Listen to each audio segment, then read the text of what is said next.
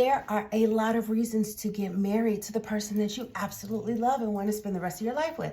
But here on Clear Terms of Service, we are very, very clear that we're going to break down what you're agreeing to when you agree to do certain things. In this case, when you agree to get married, what are you generally agreeing to?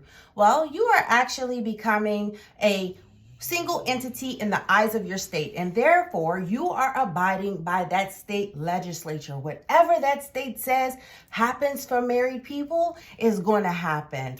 Texas and California, they recognize commingleship. They recognize community, property, so 50-50. Period, down the line on things. Now, the way to get around it obviously is a prenup or other documents before you get married to acknowledge, hey, what you walk in with is what you walk out with, or we're going to agree to these on our terms. But if you don't do that, you are generally agreeing to joint financial liability. So if one person incurs debt, one person incurs medical expenses that just somehow bankrupts them, as the spouse, you're going to incur that debt as well. That's how it is generally. In addition to that, you are going to, if there's not proper paperwork like a will or something in place, and you want to leave your assets or certain things to people of your family, your children that are not a part of this marital construct, then the state will say, no, legally your spouse is your next of kin and they have all of the decision. They have your power of attorney.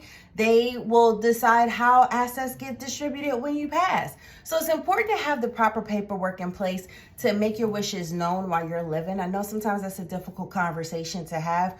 Put it in writing. File it with the courts, have it notarized. These things are very, very important because when you decide to marry someone, that person is now gaining access to a lot of your life that you may not have thought about. All right. And so then also retirement. So 401ks. If you put into a 401k, the moment you get married and that 401k starts to grow, it could be in the state legislature that says, hey, well, while you were married, you accrued this much, and now half of that belongs to your spouse if things end.